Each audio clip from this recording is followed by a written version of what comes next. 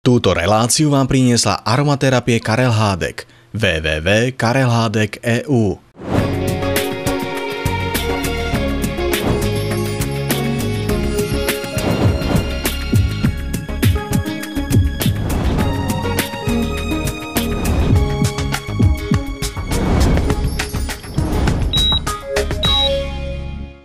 Ako byť znovu zdravý a aktívny, čo jesť, aby sme prežili, i o niektorých mýtoch kozmetického a farmaceutického priemyslu. Aj o tom sa pravidelne dozvedáte v relácii Zdravo.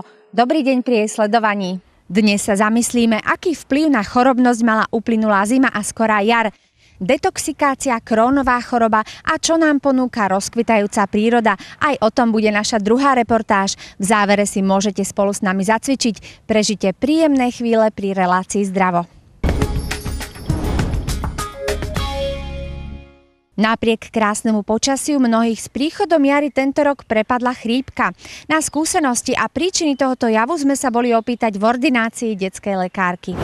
Teraz sa vlastne tá zima rovnala jari alebo jeseni v podstate, takže tá chorobnosť niekedy, keď boli zimy tuhšie, bola nižšia. Teraz sa to vyrovnalo, čiže už od októbra v podstate je stále rovnaký počet detí. Deti sú rovnako choré ako na jar a na jeseň. Takže to sú také tie záťažové obdobia. Prečo je to vlastne tak, že keď je chladnejšie, tak možno sa tá chrípka a tie choroby menej šíria? Tak jednak sú deti častejšie na čerstvom vzduchu, pretože sa sánkujú, lyžujú, potom sa možno lepšie obliekajú a tiež je pravdou, že tak ako nejaké bacily, ktoré sú vonku, vymrznú, alebo tak ako príroda sa vysporiada s rôznymi škodcami, tak je to možno aj tým. Bolo nutné predpisovať veľa antibiotík, respektíve bolo veľa takých infekčných ochorení? Práve, že túto zimu sa ukázalo, že prevažujú ochorenia, ktoré vyzerali ako vírusové, ale nakoniec skončili komplikáciami, takže veľa antibiotík asi bolo predpisovaných deťom, pretože bolo nepomerne proti minulému roku veľa zápalov plúc a zápalov priedušiek. Ako vy ako detská lekárka, ktorá s tým stále prichádza do kontaktu, vnímate ten problém tej rezistencie voči antibiotikám? V posledných rokoch, kvôli tomu, že sa používa aj prístroj na zistenie, či ide o vírusovú alebo bakteriálnu chorobu, tých antibiotík najmä detskí lekári predpisujú oveľa menej. A takisto, čo som videla, prehľady, rezistencia na antibiotika, nie sme na tom až tak najhoršie ako ostatné západné krajiny. Takže zatiaľ tá rezistencia nie je až taká vysoká, alebo sme ju nepozorovali. A možno také rady z vašej strany pre mamičky, deti, alebo teda pre rodičov, že ako predchádzať tým ochoreniam, čomu by sa mali vyhýbať, najmä s tými menšími deťmi? Tak najhoršie sú kolektívy.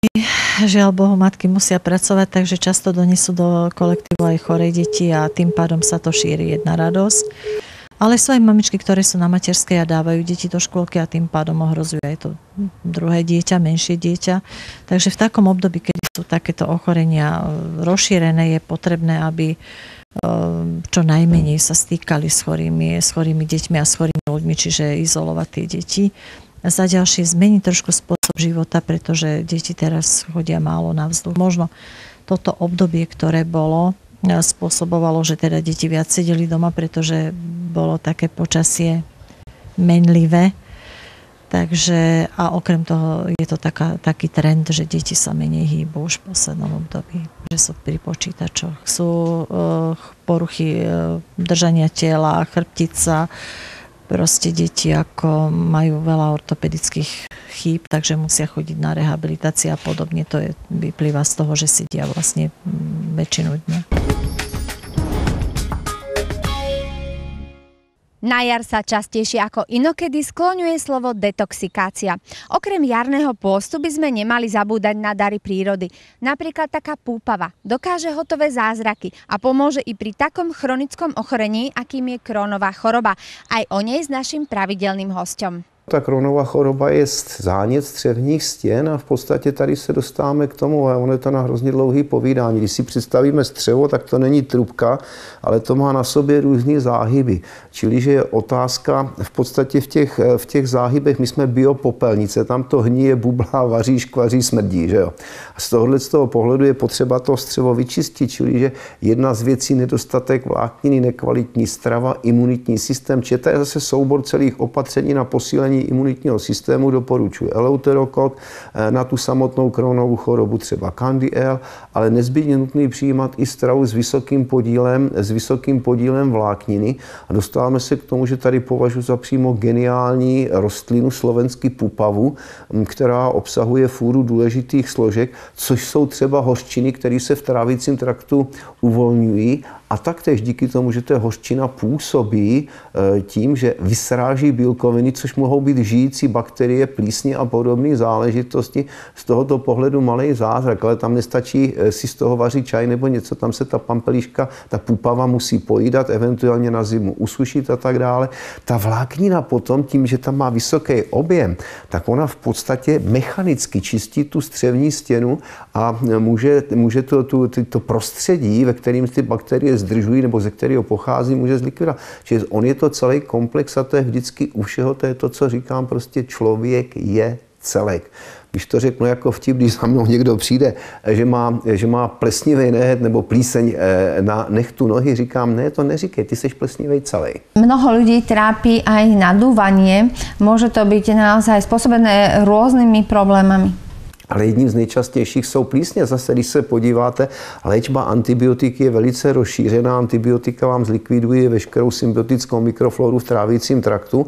Čili, že po ty léčbě antibiotiky by každý měl být v ošetřování lékaře specialisty, který vám dá do pořádku tu střevní mikrofloru, aby to fungovalo.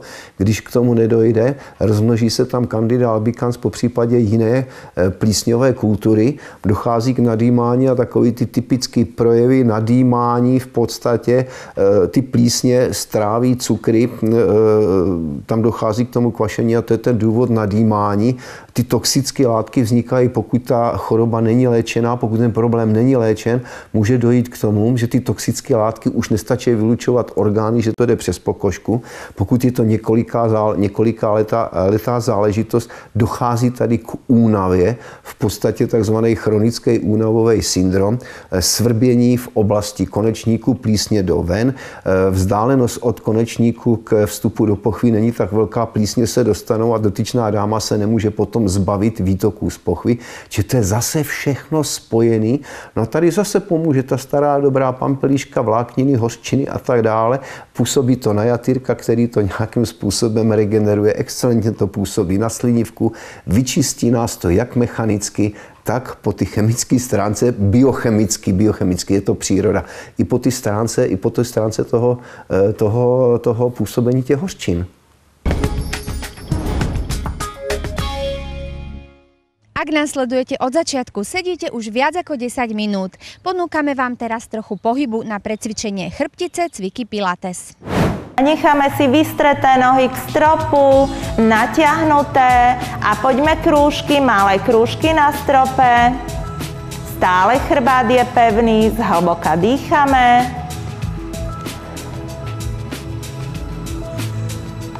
A ideme naspäť opačne.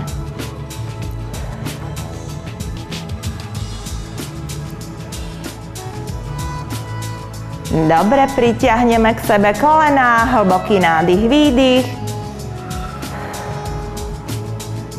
Dobre, a posaďme sa, poďme hore. Chvíľočku sa vystrieme, rovný chrbát a trošku sa vytočíme. Vyťahneme sa stále, ako by nás niekto hore k stropu ťahal. Plecia sú dolu, rovný chrbát. Nadýchneme sa, celým výdychom pomaličky sa vytočíme. Nádych, ideme dopredu a výdych.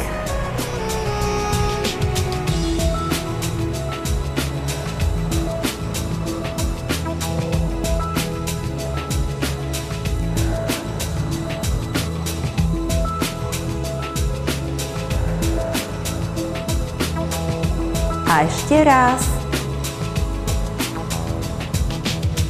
Dobre, a dolu. Dobre, zohneme si nohy. Položíme sa znovu na chrbát. Budeme vyťahovať nohy, čiže ideme dolu, kolena na chvíľočku k sebe.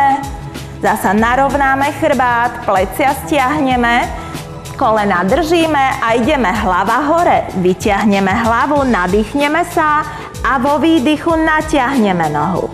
Nádych a výdych druhá. Celý chrbát je pevný, kríže sú na podložke, jemne si pritiahneme nohu, nechceme sa na ňu zavesiť. Celým výdychom vyťahneme.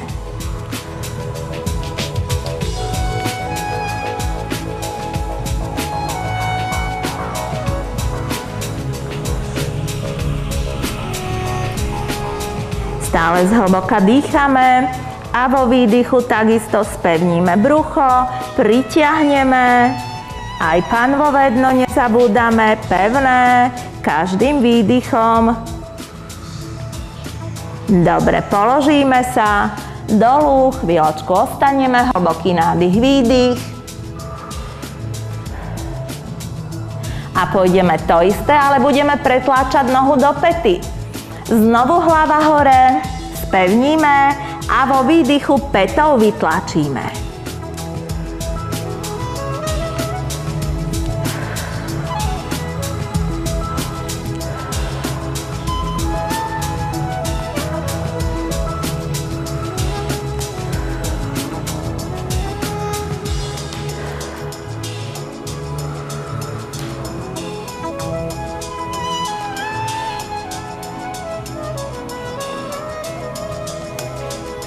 Dobre, položíme a pritiahneme kolena.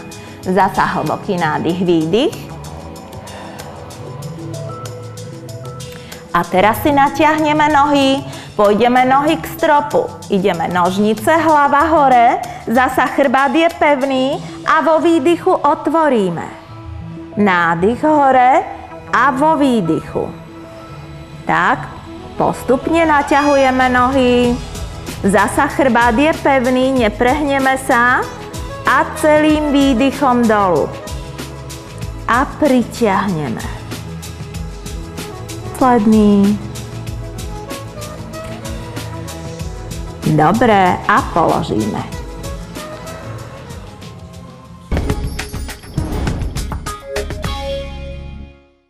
Do našej súťaže ste prispeli zaujímavými tipmi na jarnú očistu. Na jar zbierate cesnak medvedí, žihľavu na čaj i šaláty a po dnešku možno ochutnáte aj tú púpavu. Súťaž si vyhodnotíme na budúce a pripomínam, že traja získate darčekový poukaz aromaterapie Karel Hadek v hodnote 35 €. Milí priatelia, v relácii Zdravo aj na budúce uvidíte zaujímavé rozhovory a rady odborníkov. Prežite krásne jarné dni a dovidenia.